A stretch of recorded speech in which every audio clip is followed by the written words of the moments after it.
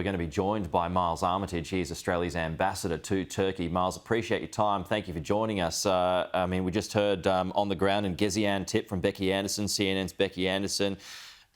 Frightening.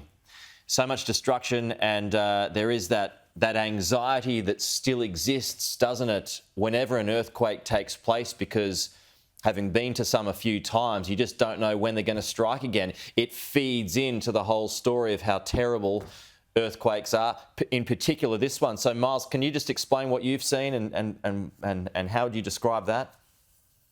Sure. Well, just to give you the example that yesterday, while we were trying to take stock of the previous day's earthquake, the embassy where we are here in Ankara, which is 700 kilometres away from Gaziantep and that whole area, our desk started to shake. We're on the 7th floor. So I think we all got a sort of sense of realism when we went back to see the photographs of the devastation down in the southeast. The president of Turkey has announced a 7-day national mourning period. The 10 provinces that have been affected have all had a 3-month emergency period. So the scale is massive. Miles, are there any Australian casualties that you know of so far? Look, I can't go into specific cases for reasons of privacy obligations. We're working with on a small number of cases.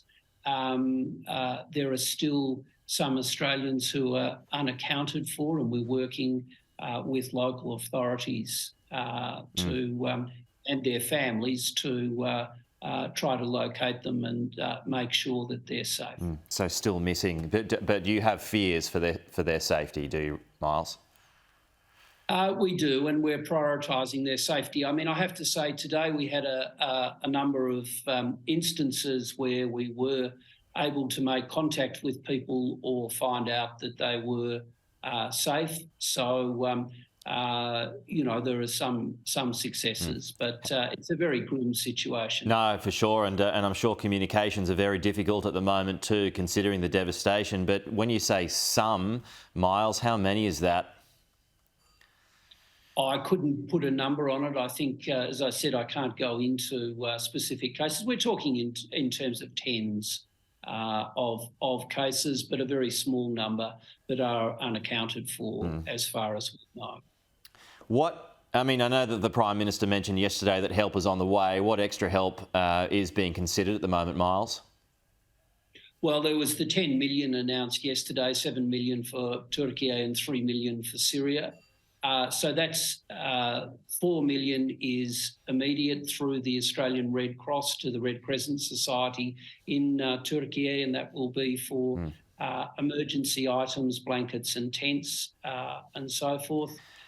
There's still 3 million to be allocated, so we're looking urgently at the needs, working with partners to work out how we can make that most effective. Yeah, and then there's 3 million in Syria. I'm just back on those Australians who you've been in touch with, or your staff have been in touch with. Let's just bring up this live picture that's coming to us at the moment from Turkey as this rescue operation goes underway.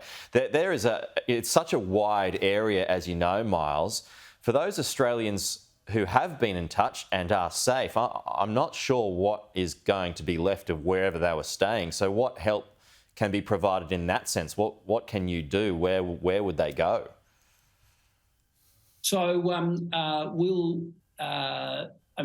people need to contact us through the 24-hour consular emergency centre in Canberra, and there's an international number they can use.